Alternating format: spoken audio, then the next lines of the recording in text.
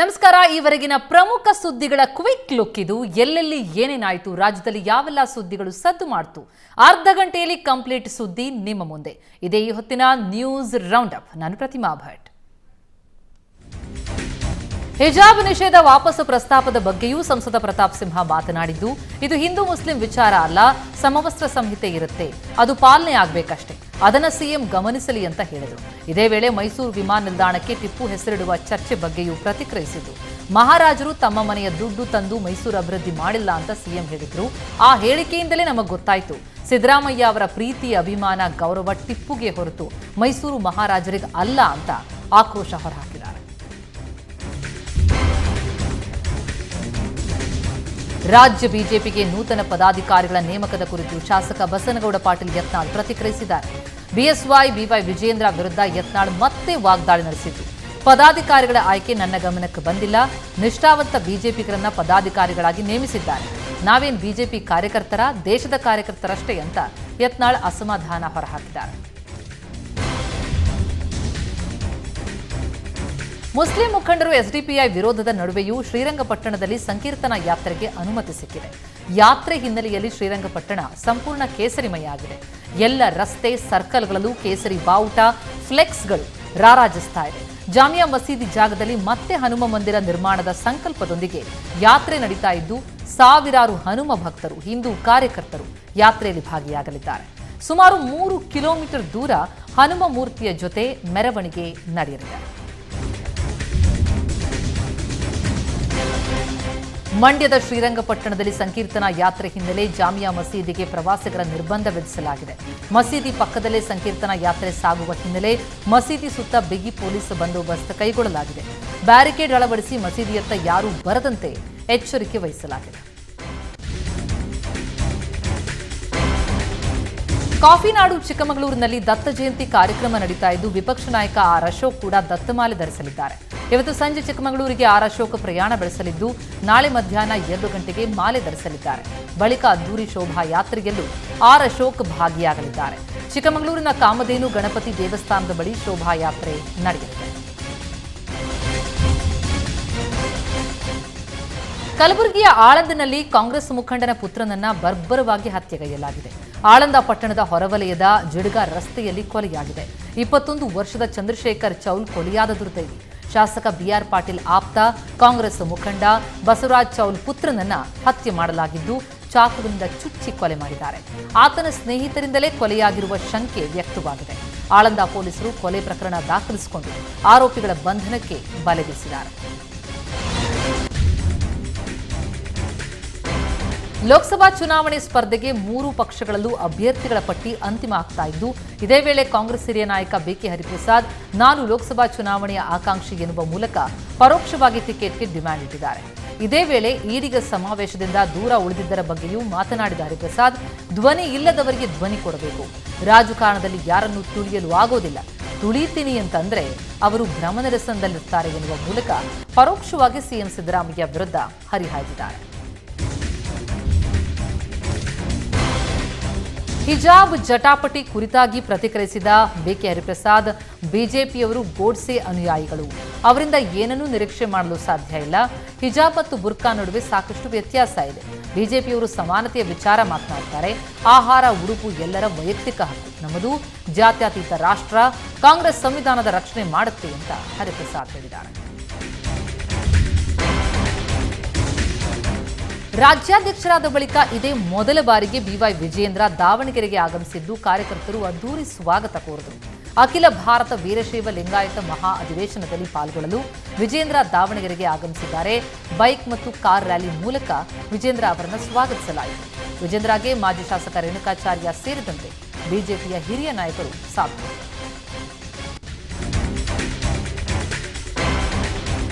ರಾಜ್ಯದಲ್ಲಿ ಕೊರೋನಾ ಆತಂಕ ದಿನೇ ದಿನೇ ಹೆಚ್ಚಾಗ್ತಲೇ ಹೋಗ್ತಿದೆ. ಜನವರಿಯಲ್ಲಿ ಸೋಂಕಿನ ಪ್ರಕರಣ ತೀವ್ರಗತಿಯಲ್ಲಿ ಹೆಚ್ಚಲಿದೆ ಅಂತ ತಜ್ಞರು ಎಚ್ಚರಿಕೆ ಕೊಟ್ಟಿದ್ದಾರೆ. ತಜ್ಞರ ಎಚ್ಚರಿಕೆಯ ಬೆನ್ನಲ್ಲೇ ರಾಜ್ಯದಲ್ಲಿ ಕೋವಿಡ್ ಪಾಸಿಟಿವಿಟಿ ರೇಟ್ ಏರುಗತಿಯಲ್ಲಿ ಸಾಗ್ತಾ ಇದೆ. ಸದ್ಯ ಕೋವಿಡ್ ಪಾಸಿಟಿವಿಟಿ ದರ 5.93%ಗೆ ತಲುಪಿದೆ. ಇನ್ನು ಜಿಲ್ಲಾ ಕೇಂದ್ರಗಳಲ್ಲಿ ಟೆಸ್ಟಿಂಗ್ ಪ್ರಮಾಣ ಕಡಿಮೆ ಇದೆ. ಟೆಸ್ಟಿಂಗ್ ಹೆಚ್ಚಿಸಿದರೆ ಪಾಸಿಟಿವಿಟಿ ದರ ಮತ್ತಷ್ಟು ಹೆಚ್ಚಾಗುವ ಸಾಧ್ಯತೆ ಇದೆ. ಕೊರೋನಾ ಸೋಂಕಿನ ಪ್ರಕರಣಗಳು ದಿನೇ ದಿನೇ ಹೆಚ್ಚಾಗ್ತಾ ಇದ್ದು ಆರೋಗ್ಯ ಇಲಾಖೆಗೆ ಶಾಲಾ ಮಕ್ಕಳದ್ದೇ ಟೆನ್ಷನ್ ಆಗಿದೆ. ಮಕ್ಕಳ ಆರೋಗ್ಯದ ಬಗ್ಗೆ ಅಧಿಕಾರಿಗಳು ತಲೆ ಕೆಡಿಸಿಕೊಂಡಿದ್ದು ಟಫ್ ರೂಲ್ಸ್ ಜಾರಿಗೊಳಿಸುವ ಬಗ್ಗೆ ಚಿಂತನೆ ನಡೆಸ್ತಾ ಇದ್ದಾರೆ. ಈಗಾಗಲೇ ಕೆಲ ಖಾಸಗಿ ಶಾಲೆಗಳಲ್ಲಿ ಪ್ರತ್ಯೇಕ ಗೈಡ್ಲೈನ್ಸ್ ಬಿಡುಗಡೆ ಮಾಡಲಾಗಿದೆ. ಮುಂದಿನ ವಾರ ತಾಂತ್ರಿಕ ಸಲಹಾ ಸಮಿತಿಯ ಸಭೆ ನಡೆಯಲಿದ್ದು ಶಾಲೆಗಳಲ್ಲಿ ಕಠಿಣ ನಿಯಮ ಜಾರಿಗೊಳಿಸುವ ಬಗ್ಗೆ ಆರೋಗ್ಯ ಇಲಾಖೆಯ ಕಮಿಷನರ್ ರಣದೀಪ್ ಪ್ರಸ್ತಾಪ ಮಾಡಿದ್ದಾರೆ. JN1 ಉಪತಳಿ ವೇಗವಾಗಿ ಹರಡ್ತಾ ಇದ್ದು ಮತ್ತೆ ಆನ್ಲೈನ್ ಶಿಕ್ಷಣ ಪದ್ಧತಿ ಮರುಕಳಿಸುತ್ತಾ ಎನ್ನುವ ಚರ್ಚೆ ಜೋರಾಗಿದೆ. ಚಿತ್ರದುರ್ಗ ನಗರದ ಒನಕೆ ಓಬವ್ವ ವೃತ್ತದಲ್ಲಿ ಬಸವಣ್ಣನ ಪುತ್ಥಳಿ ಅನಾವರಣಕ್ಕೆ ಮುಂದಾಗಿರುವುದು ವಿವಾದಕ್ಕೆ ಕಾರಣವಾಗಿದೆ. ವೀರಶೈವ ಮುಖಂಡರು ರಾತ್ರೋರಾತ್ರಿ ಪುತ್ಥಳಿ ಅನಾವರಣಕ್ಕೆ ಮುಂದಾಗಿದ್ದರು. ವೀರಶೈವ ಲಿಂಗಾಯತ ವೇದಿಕೆ ಯುವ ಘಟಕದ ಅಧ್ಯಕ್ಷ ಮಂಜುನಾಥ್ ನೇತೃತ್ವದಲ್ಲಿ ಯುವಕರು ಪುತ್ಥಳಿ ಅನಾವರಣಕ್ಕೆ ಸಜ್ಜಾಗಿದ್ದರು. ಈ ವೇಳೆ ವೀರಶೈವ ಮುಖಂಡರನ್ನ ಪೊಲೀಸರು ತಡೆದಿದ್ದಾರೆ. ಪುತ್ಥಳಿ ಅನಾವರಣಕ್ಕೆ ಅವಕಾಶ ನಿರಾಕರಿಸಿದ್ದಾರೆ. ಕೆಲಕಾಲ ಪೊಲೀಸರು ಹಾಗೂ ಮುಖಂಡರ ನಡುವೆ ವಾಗ್ವಾದ ನಡೆದಿದೆ. ಕೊಪ್ಪಳದ ಅಂಜನಾದ್ರಿ ಬೆಟ್ಟದಲ್ಲಿ ಹನುಮಮಾಲಾ ವಿಸರ್ಜನೆ ಆರಂಭ ಆಗಿದೆ. ನಿನ್ನೆ ಮಧ್ಯರಾತ್ರಿಯಿಂದಲೇ ಹನುಮಮಾಲಾ ವಿಸರ್ಜನೆ ಆರಂಭಗೊಂಡಿದ್ದು ನಾಡಿನ ವಿವಿಧೆಡೆಯಿಂದ ಆಗಮಿಸಿದ ಹನುಮಮಾಲಾಧಾರಿಗಳು ಮಾಲೆಯನ್ನ ವಿಸರ್ಜನೆ ಮಾಡುತ್ತಿದ್ದಾರೆ. ಹನುಮಮಾಲಾ ವಿಸರ್ಜನೆಯ ಹಿನ್ನೆಲೆ ಅಂಜನಾದ್ರಿ ಬೆಟ್ಟದ ಸುತ್ತ ಬಿಗಿ ಪೊಲೀಸ್ ಬಂದೋಬಸ್ತ್ ಕೈಗೊಳ್ಳಲಾಗಿದೆ. ರಾಜ್ಯ ಸರ್ಕಾರಕ್ಕೆ ಮತ್ತೆ ಮೀಸಲಾತಿ ಸಂಕಟ ಶುರುವಾಗಿದೆ. 2A ಮೀಸಲಾತಿಗಾಗಿ ಪಂಚಮಸಾಲಿ ಸಮುದಾಯ ಕಹಳೆ ಮೊಳಗಿಸಿದೆ. ರಾಯಚೂರು ಜಿಲ್ಲೆ ಲಿಂಗಸಗೂರು ತಾಲೂಕಿನ ಯರಡೋಣಿ ಬಳಿ ಪಂಚಮಸಾಲಿ ಸಮುದಾಯ ಹೋರಾಟ ಮಾಡಲಿದೆ.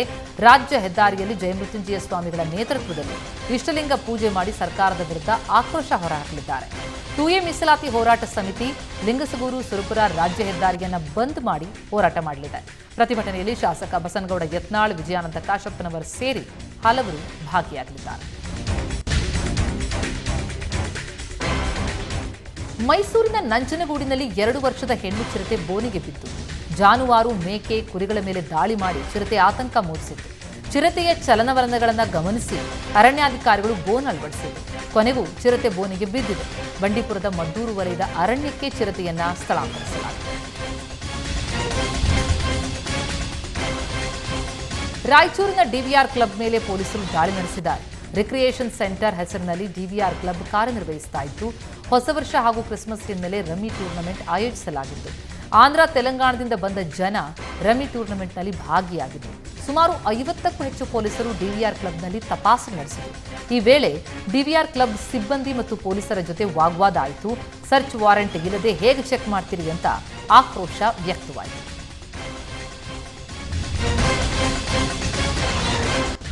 ಗಣಿನಾಡು ಬಳ್ಳಾರಿಯಲ್ಲಿ ಗಾಂಜಾ ಮಿಶ್ರಿತ ಚಾಕ್ಲೇಟ್ ಹಾವಳಿ ಹೆಚ್ಚಾಗಿದೆ. ದೇಶದ ಉತ್ತರ ಭಾಗದ ರಾಜ್ಯಗಳಿಂದ ಬಳ್ಳಾರಿಗೆ ಗಾಂಜಾ ಮಿಶ್ರಿತ ಚಾಕ್ಲೇಟ್ಗಳು ಪೂರೈಕೆಯಾಗ್ತಾ ಇದೆ. ರಾಜಸ್ಥಾನ, ಉತ್ತರ ಪ್ರದೇಶ ಇತರ ಕಡೆಗಳಿಂದ ಬರುವಂತಹ ಕಾರ್ಮಿಕರು ಈ ಚಾಕ್ಲೇಟ್ಗಳನ್ನು ಬಳಸ್ತಾ ಇದ್ದಾರೆ. ಸಂಡೂರು ತಾಲೂಕಿನ ವಡ್ಡು ಗ್ರಾಮದ ಪಾನ್ ಶಾಪ್ನಲ್ಲಿ ಗಾಂಜಾ ಮಿಶ್ರಿತ ಚಾಕ್ಲೇಟ್ ಪತ್ತೆಯಾಗಿದೆ. ರಾಜು ಎನ್ನುವನಿಗೆ ಸೇರಿದ ಪಾನ್ ಶಾಪ್ನಲ್ಲಿ ಗಾಂಜಾ ಚಾಕ್ಲೇಟ್ ಪತ್ತೆಯಾಗಿದೆ. ಆರೋಪಿ ರಾಜು ಉತ್ತರ ಪ್ರದೇಶದವ. 99 ಪ್ಯಾಕೆಟ್ಗಳಲ್ಲಿದ್ದ 3640 ಗಾಂಜಾ ಚಾಕ್ಲೇಟ್ಗಳನ್ನು ಜಪ್ತಿ ಮಾಡಲಾಗಿದೆ.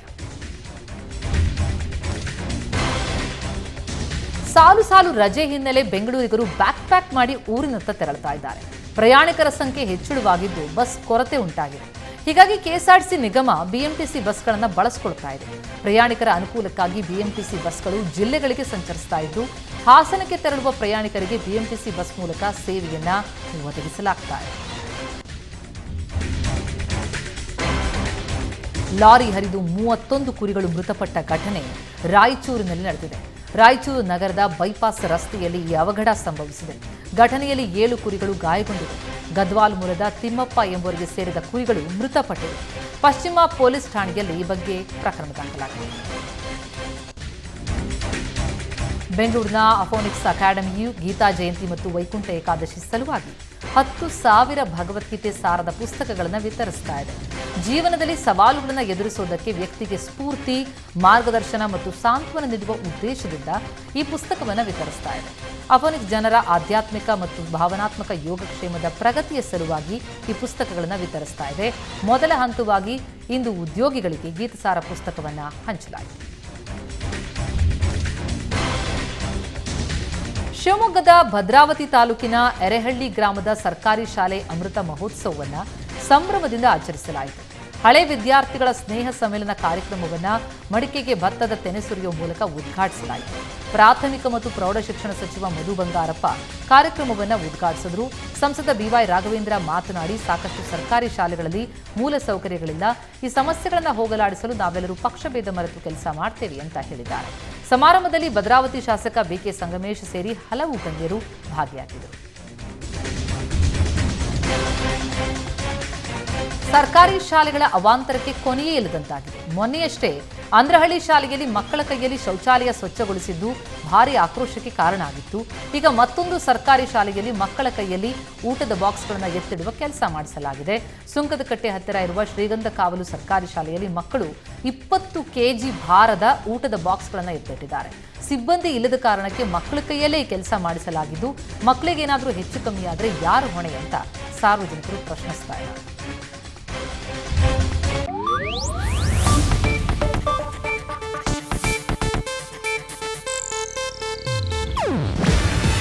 ಇದು ಏಷ್ಯಾನೆಟ್ ನ್ಯೂಸ್ ನೆಟ್ವರ್ಕ್ ಪ್ರಸ್ತುತಿ. ನೀವು ನೋಡ್ತಿದ್ದೀರಾ ಏಷ್ಯಾನೆಟ್ ಸುವರ್ಣ ನ್ಯೂಸ್.